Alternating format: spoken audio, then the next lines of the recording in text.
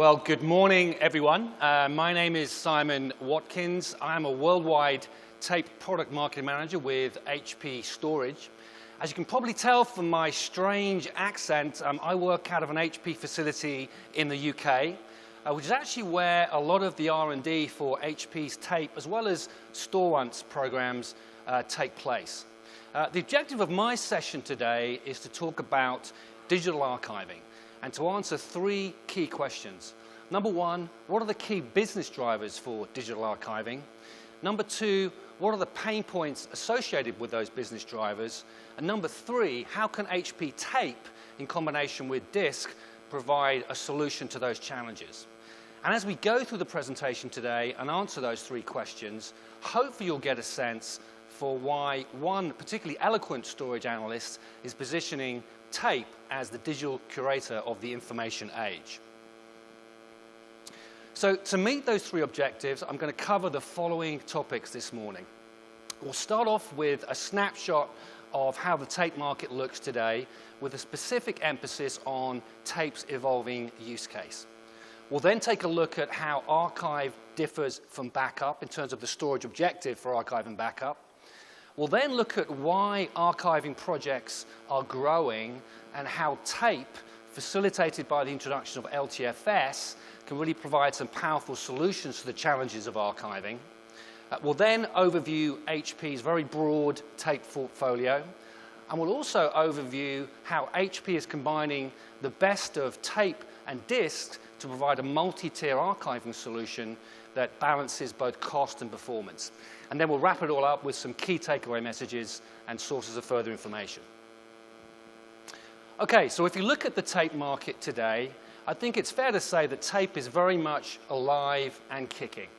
I'm a true believer in the fact that one of the best metrics for the ongoing value of a tape technology is market adoption. So I wanted to share with you a few market adoption metrics for the tape market. So number one, the tape market in 2011 was worth $2.5 billion.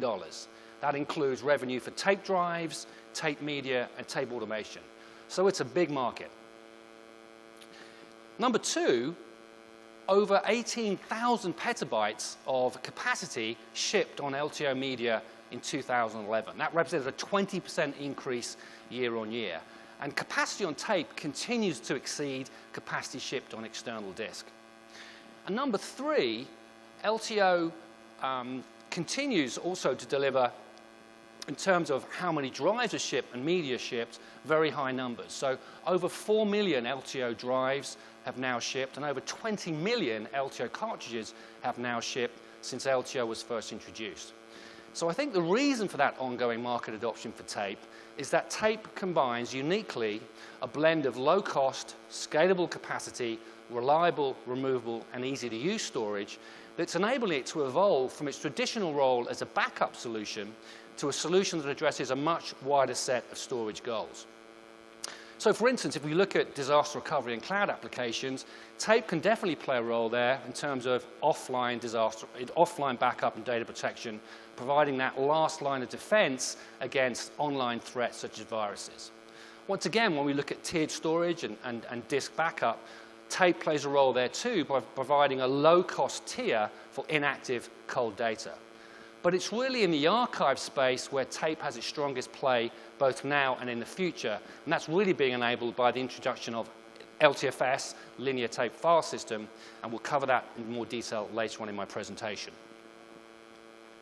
So I wanted to really start off by making clear that archive and backup are two very different things. They have two different storage objectives and therefore have different requirements on the storage technologies that they leverage. An archive is essentially a primary copy of information that is designed to be retrieved and accessed at some point in the future for either compliance maybe purposes or monetization purposes. By contrast, a backup is a secondary copy of information that is designed to be restored in the case of data loss. So that's the first key difference. The second key difference is around the length of storage for archive and backup. So a typical archive, say for compliance purposes, needs to be stored for years, and in some cases, tens of years. whereas a backup typically is stored for weeks, maybe months, and then is overwritten on a periodic basis.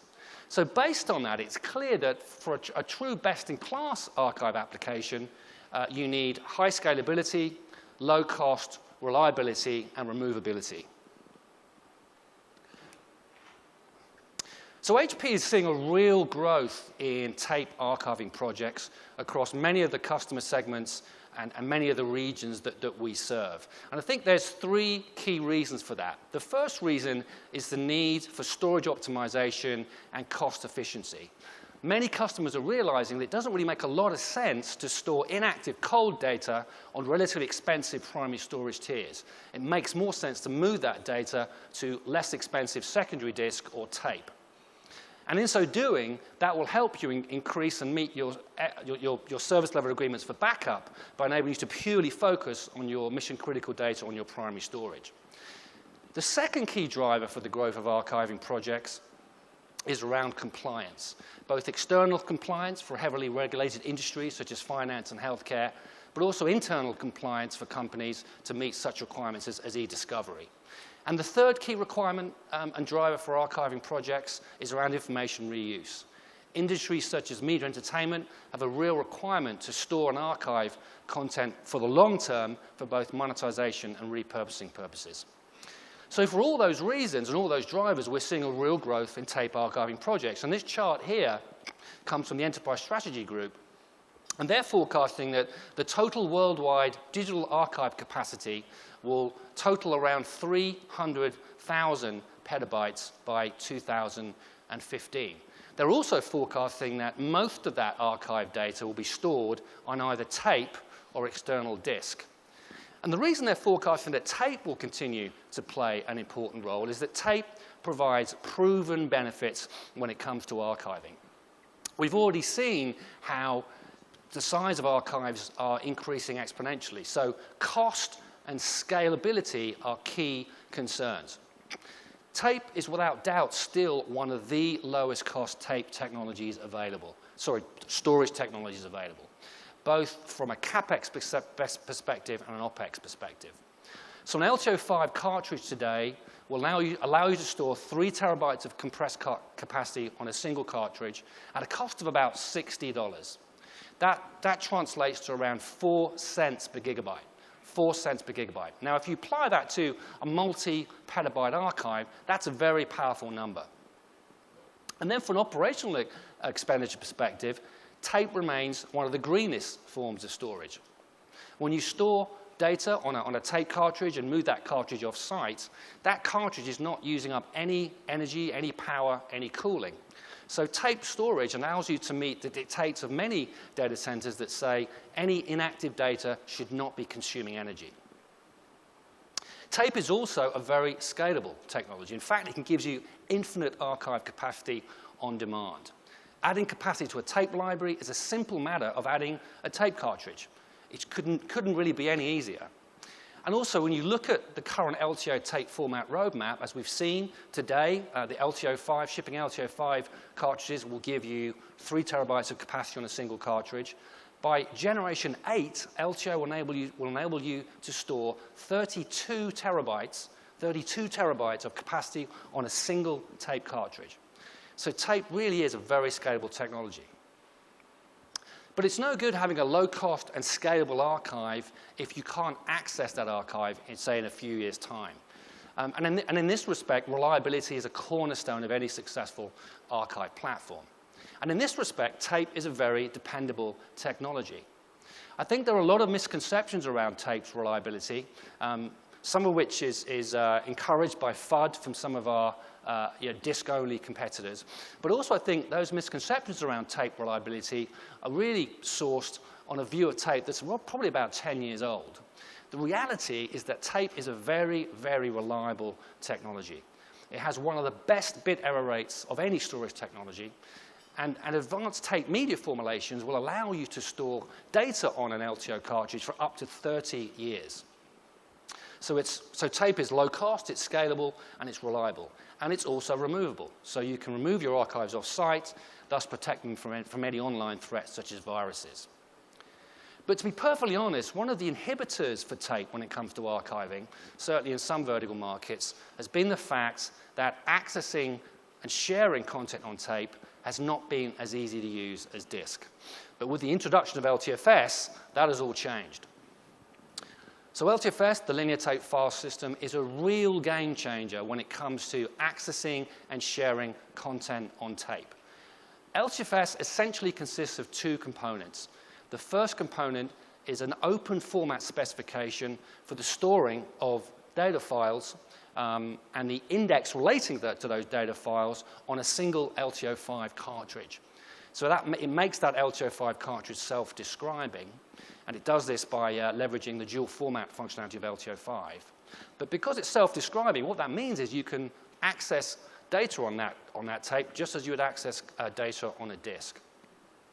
The second key component of LTFS is a free software driver that extends the functionality of your operating system to enable you to access the content of an LTFS tape directly from your operating system browser, just as you would access content on a disk.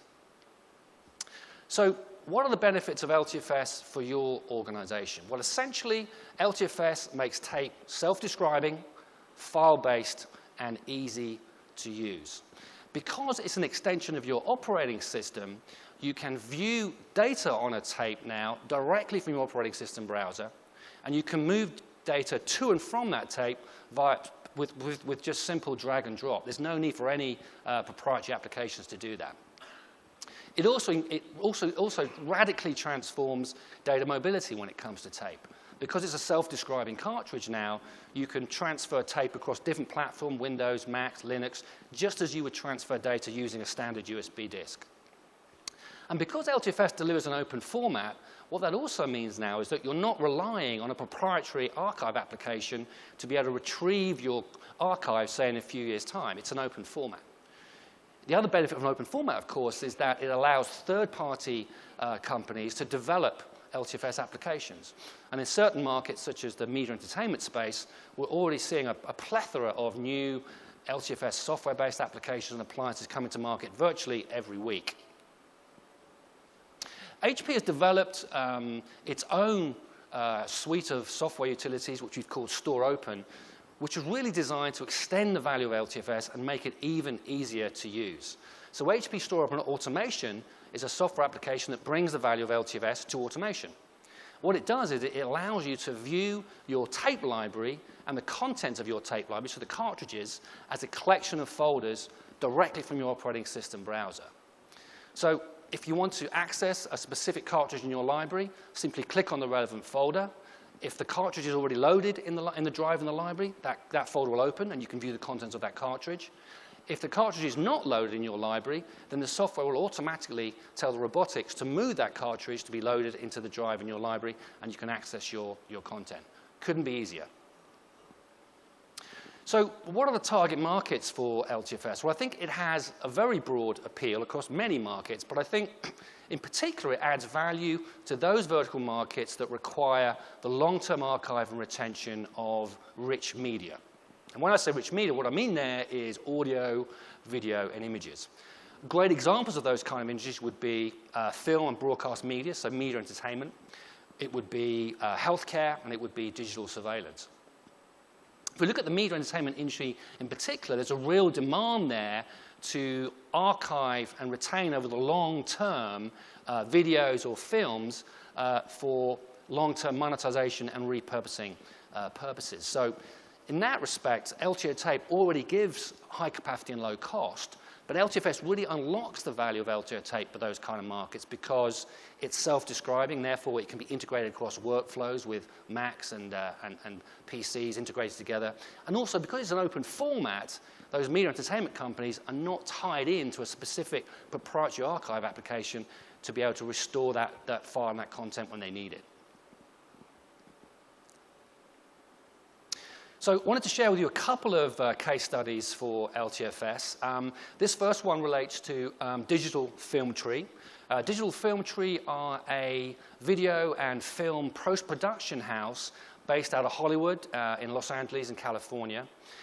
Their clients include virtually all of the major TV networks in the US, as well as virtually all of the major movie studios, and they've worked on some very high-profile movies as well as TV programs. And in the wake of the Sony HD Cam SR videotape shortages, which unfortunately happened because of the tragic events around the tsunami in Japan last year, Digital Film Tree decided to move to an LTO5, LTFS-based video archive platform. And they did this kind of middle of the end of last year, and since they've done that, they've really seen some dramatic IT improvements and business outcomes. And these data points you see here come directly from Digital Film Tree. So from an IT perspective, they've simplified their backup and archive process, they've accelerated their workflows, but most importantly, because Digital Film Tree environment includes both Windows workstations, HP workstations, as well as Macs, and because LTO with LTFS is now self-describing, what that means is they can now integrate tape across their media workflows. And from a business point of view, from a bottom line point of view, LTFS has allowed Digital Film Tree to save money, make money, and reduce risk. They've lowered their overall tape media costs by about $120,000 per program per season. They now use a lot less tape to store their data. They've cut their hardware costs from $100,000 down to $4,000. They've improved their overnight processing times by about 60%. And perhaps most importantly, they now have a rock-solid solution that enables to preserve their customers, i.e. the studios, most valuable assets, i.e. video, digital content over a long period of time. The second LTFS case study that we wanted to share with you relates to Fuji TV. So many of our Japanese friends in the audience will know Fuji TV. Fuji TV are basically one of the largest TV companies in Japan. And towards the end of last year, they implemented an LTO5 with LTFS archiving solution for their computer graphics department. Now, prior to implementing this solution, Fuji's computer graphics designers, if they wanted to access an archive or add to that archive, they would have to call in IT to do that for them using proprietary software. That was kind of quite a time-consuming process. But now, with LTFS and LTO5 in their environment, the computer graphics designers can themselves archive the files and access those archives directly from their desktop. There's no need for any IT involvement anymore, IT personnel involvement. So what does that mean? Well, it's improved their workflow, it's improved their productivity, and it's dramatically reduced their costs. Okay, so let's look at HP's current tape hardware portfolio. I think it's no exaggeration to say that HP offers the broadest tape portfolio in the industry, spanning tape media and standalone tape drives through to entry-level tape autoloaders, to business-class libraries, and then up to our enterprise-class tape libraries. That choice of hardware gives you a choice of archive capacity that can scale from 3 terabytes for a single drive through to 21 petabytes for our enterprise-class libraries. All of our libraries support hardware-based data encryption for security, and all of our tape products feature as standard our TapeAssure software. TapeAssure is a very unique and differentiated offering that really can help you in your archiving environment because it lets you proactively monitor the performance, health, and utilization of all of your tape hardware across all of your environment. So for instance, in an archive environment, if you have a specific piece of media that's about to go bad, instead of only finding that out when you try and access content on that media, say a few years from now, TapeAssure will proactively let you know that it's about to go bad and therefore enable you to replace that piece of media.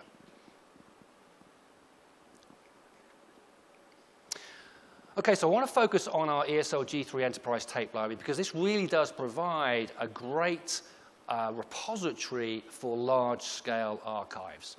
And it provides also a wide range of capabilities that will allow you to address the challenges of archiving head-on. So from a scalability perspective, the ESL G3 will give you true capacity and performance on demand. So you can start small with a 1-drive, 100-cartridge tape library. And then as your capacity requirements grow for your archive, you can easily scale using very simple software licensing increments up to 21 petabytes of capacity and 96 tape drives, which gives you a backup speed of around 96 terabytes an hour. And all of that within an industry standard rack form factor. The ESL-G3 is also highly reliable. Our robotics are highly available. So we have a spec for our robotics of 3 million mean swaps between failure. And in the unlikely event that one of those robotics fail, you can also have dual robotics functionality. From a security perspective, as we've just seen, you have tape drive-based encryption. But also the ESL-G3 supports secure key management appliances, including HP's own ESKM solution, but also will support third-party appliances via the KMIP standard. And then finally, from a manageability perspective, you can easily manage all of your tape library environment via one pane of glass anywhere in the world via our command view for tape library software, which once again comes as standard with all our tape products. So as a result of HP's broad tape portfolio, as a result of much of the innovation we're introducing across tape, HP is the leader in virtually every tape segment that we serve. And as Tom Joyce explained yesterday, even though tape is very much in HP's traditional product storage portfolio, that was explained yesterday, even though it's in that segment, HP will continue to invest in tape to meet customer needs and also to not only maintain our leadership in the tape market, but also increase it.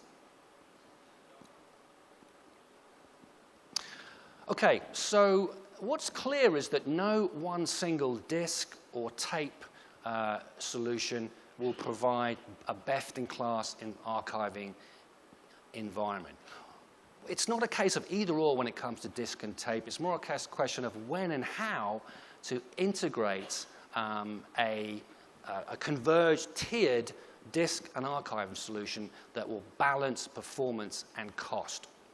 And HP has exemplified this philosophy and this strategy with our multi-tier archiving solution that encompasses our HP X9000 scale-out NAS platform with our ESL-G3 tape library and our third-party Commvault Simpana software. As many of you will already know who know the X9000 platform, you can already do data tiering between the high-performance X9320 platform to the lower performance but high capacity 9730 platform. But now, via the Commvault software, you can now do policy-based tiering from the X9000 to tape, thus creating a virtual pool of archive storage that can be accessed transparently to users or applications, irrespective of where that data is stored, either on disk or tape.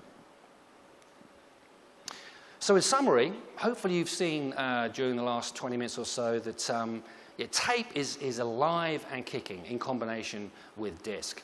Tape's role is evolving, that's for sure, but it is evolving, and as a result, market demand for tape remains strong. We've seen that a real strong play for tape is in archiving, and with the introduction of LTFS, we've really unlocked the value of tape for archiving. And finally, because of all these reasons, HP will continue to invest in our product portfolio, continue to invest in technology and innovation to ensure that HP continues to lead in this very important market. So, I want to thank you for your time, for listening.